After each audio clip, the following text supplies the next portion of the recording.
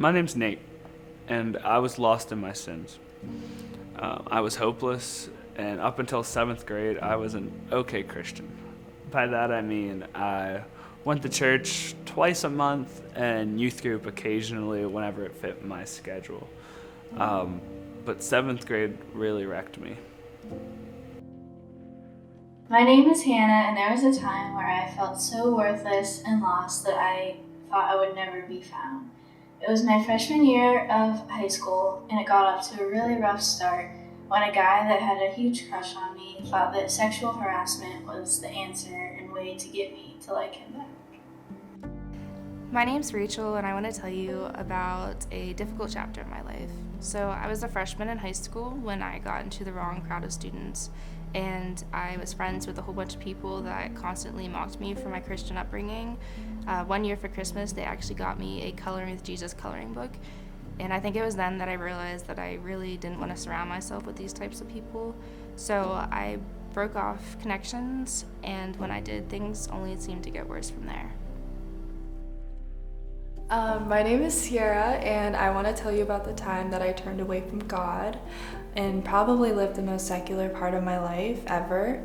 I had just broken up with someone, and I felt like the only way for me to feel better was to just get right into another relationship. I also basically heard God telling me not to, but I didn't listen to him many times. My name is Bethany, and I call the way I used to conduct myself as Old Bethany, and I call the way I conduct myself now as Save Bethany. Instead of living in the light, I was hiding from it.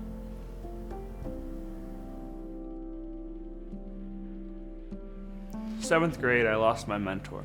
The one person who meant the most to me, the one person I aspired to be. I lost my grandpa. And one thing was for sure, I hated God.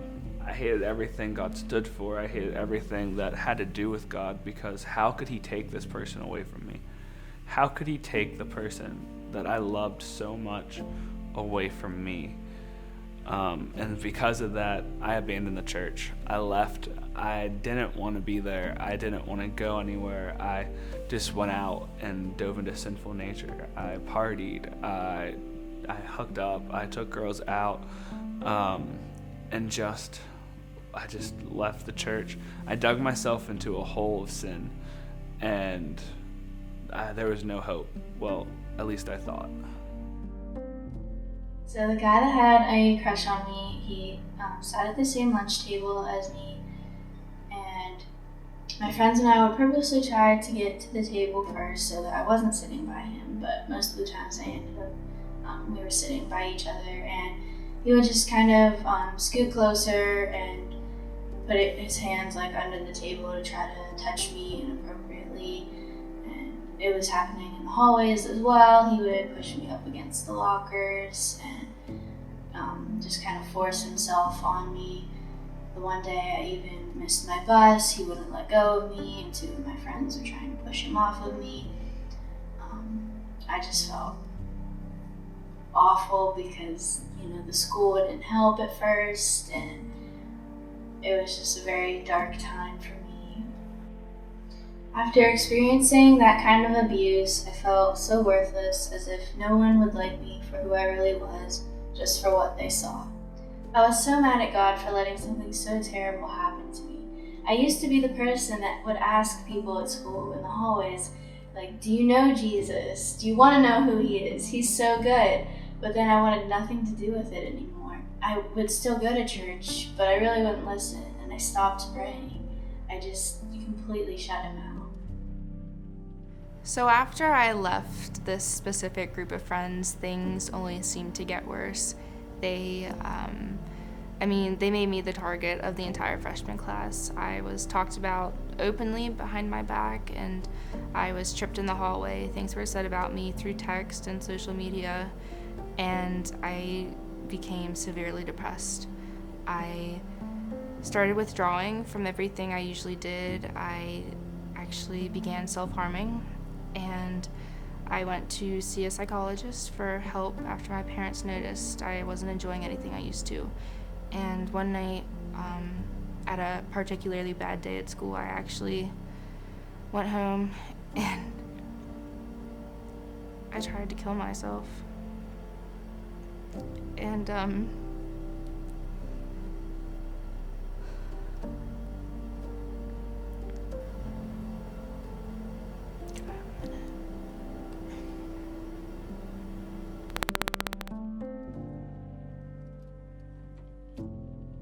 luckily, I didn't follow through with it, and I actually spent 8 days in a psychiatric suicide prevention center where I got the help I needed. Even though I was angry at my parents for sending me there in the first place, I can say now that I'm lucky that something happened because it needed to. But when I came back to school, things did not improve. I was very much still the target, and I locked myself in the bathroom one day crying, and my older brother had to come and take me home early. And that day I vowed that I was not going to come back, and I didn't. So the sophomore year, I enrolled in the PA cyber charter school, where things between my parents got very tense. They didn't think that me not going to a real school was beneficial for my health. So for my junior and senior year, they, of course, against my will, enrolled me in a private Catholic school. And I mean, I didn't fit in there either because I came from a small farming community and my parents didn't have a whole bunch of money to even spend to take me there. So I was surrounded by these rich athletic kids, and we had different priorities in life, and they just didn't line up. So unfortunately, I didn't fit in there either.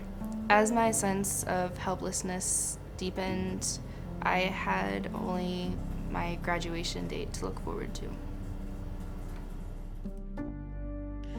Okay, so I decided to start a friends with benefits relationship with this guy, and I was basing my actions and my energy off of what his feelings were. So I was trying to do everything for him. So much so, like, to the point where I was either up here or down here, and my emotions were just a roller coaster. I was so focused on that I wasn't focused on anything else. So my eating habits were bad. I wasn't like eating at all. I would maybe eat like a couple of Oreos or something. And I was so anxious and stressed out that I was staying up until 3 a.m. just thinking about it all the time. And then I would wake up at like 5 just because I couldn't sleep at all. I was denying God in front of everyone. I have this cross on my hand, and I was telling everyone that I got it from like a friend. It was just a random thing that I did, but it wasn't. I got it because I believe in God. I started feeling no love. I didn't know what love was, and I never felt like I didn't know what love was, which is the worst feeling in the world. I grew very cold-hearted. I didn't care what people thought about me, and I didn't care about other people's feelings. I was mean. And then I started drinking because I didn't know how to cope with it. I was, pushing God away, and I knew he was reaching out to me, but I wanted to control everything. And so the only way that I felt like I could control everything at that point was to drink. And so I started drinking, and I drank until I wanted to die. And I did that to myself to the point that I got alcohol poisoning twice within 2 weeks. So senior year of high school, it was like a montage in every teenage coming of age movie ever made. I was French club president, I was homecoming queen, I was class clown, most school spirit, you name it, I was it. On the outside, I was living this great life. Everyone wanted to be my friend. Everyone thought, that Bethany girl, she's just so fun to be around. But on the inside, I wanted more. I kept pushing myself for something to fill this hole I felt. It seemed like the more I did, or the more I won, or the more I was awarded, the more I needed. I began to fill my life with things like partying and nights I don't remember, people I don't remember, things I don't remember. I was searching for something, and I didn't think it was a deeper connection with God. Coming to college, I thought that this would fill my void. This would fill what I've been looking for. I came to college thinking, I can't wait to go out. I can't wait to meet all these boys. I can't wait to have fun and party. I thought that it would change everything. I thought that me making my own decisions, me becoming a college student like we are so used to seeing in all the movies and in TV shows, that would be what I wanted. But it wasn't. So on October 1st, after a failed relationship, nights of immediate happiness, and a homemade haircut, I cried out to God selfishly and asked him, why do I feel so alone? Why do I feel so broken? Why do I feel so empty? It felt like he abandoned me. For lack of a better term, I hit rock bottom.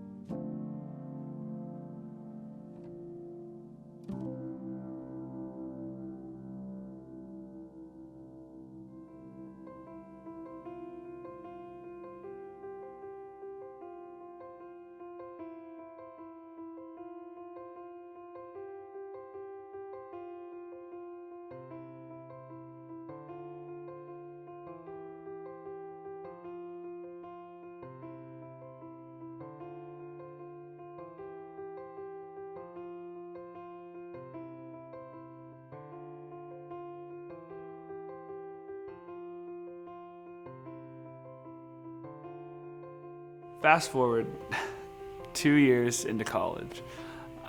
Still going out, still partying, still going IU patties, homecoming, you name it, I was there.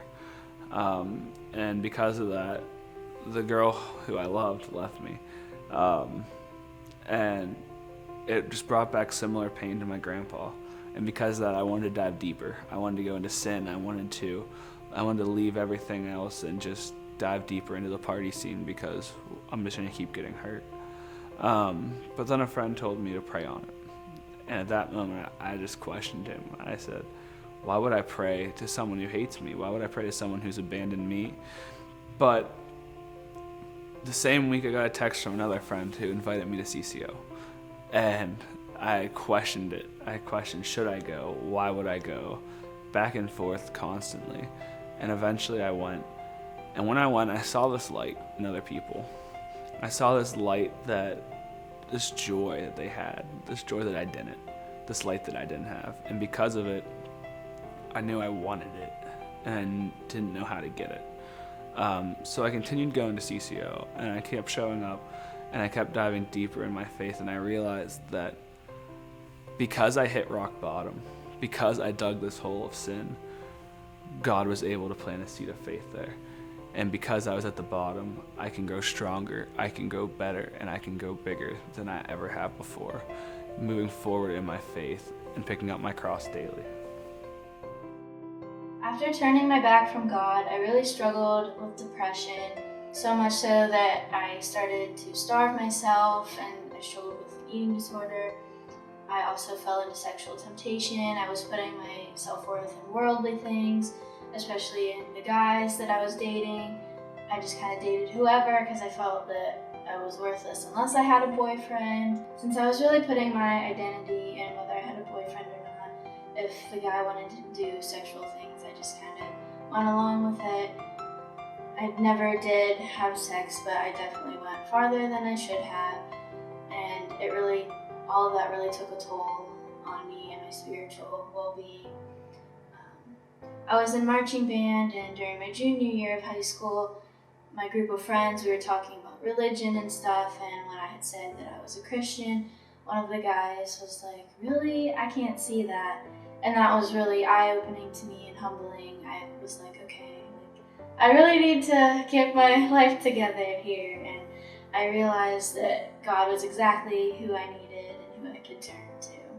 I then asked God to forgive me, and I really put my trust in Him again, and really started to grow in my relationship with Him. And it was really awesome to see how He worked through me in all aspects of my life. I was so much happier, and in my art, He worked in amazing ways. I won Best of Show my senior year out of all the schools in the county. I was woodwind captain in marching band, and I never saw myself as a leader, so He really worked through me there. And even now at CCO, because I still don't exactly see myself as a leader, but He's definitely worked in amazing ways. After the horrors of high school, I came to IUP in order to study child development and family relations. I was fortunate enough to find a degree that allowed me to combine my love with kids from my passion of psychology, and I was very excited when I got accepted and also offered a job at the on-campus daycare, and I love every bit of it. Things my first semester weren't too great social-wise. I didn't really make a lot of connections, and I didn't have a whole bunch of friends, and unfortunately, one of the friends I did have ended up taking her own life, and being through that situation myself, it kind of just took me back a couple of steps of progress.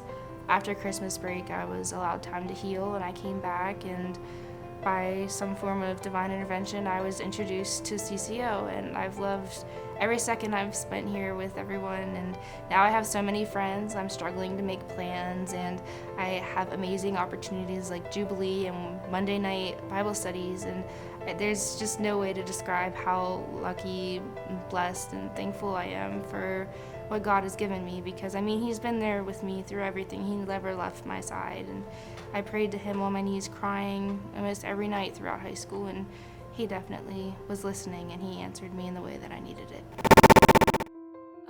So after the second time that I got alcohol poisoning, I knew that I needed to change something. I knew that In my mind, I felt like the only way to go after that was to God. And I was like, oh, maybe I should start going to CCO. But I've decided not to, just because I was scared and I was kind of being selfish. And obviously I'd closed my heart off to a lot of different things. And then the next morning I got a message from someone that I hadn't spoken to in like probably 3 or 4 years. And the message was basically, you know, hey Sierra, I hope this isn't weird. I'm trying to practice my obedience to God, and I felt like I needed to tell you that God loves you and he has great things in store for you this year. And I started crying. Like, I was like, this has to be God. Like, obviously, like, you know, it's amazing. So I was like crying all day. I was emotional, and I was like, I definitely need to change my life now. You know, change it for God.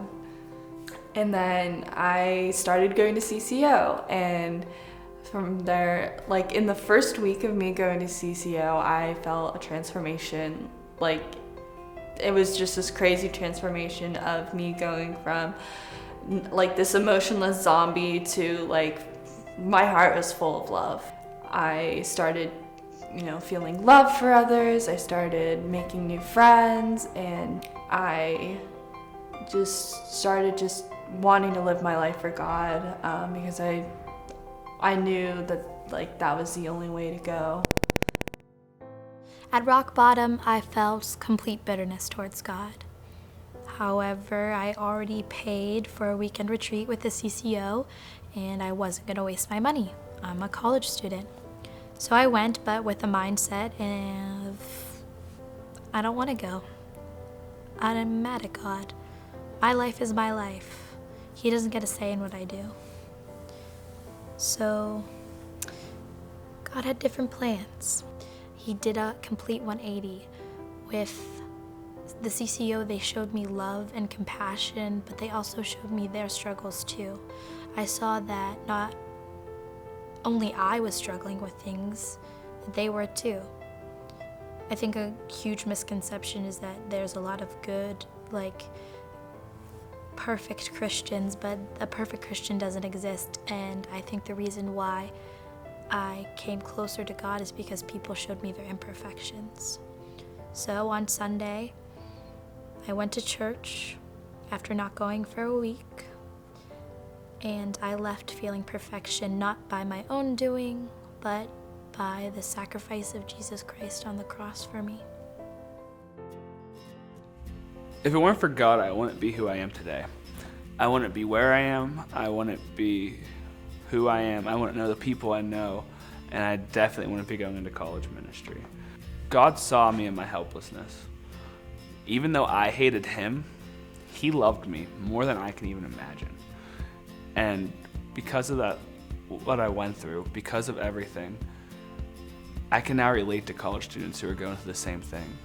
I can now relate to other people who are struggling, who are in pain, who are helpless, because I know what they're feeling, because I know what's going through their mind, and I can help them through it.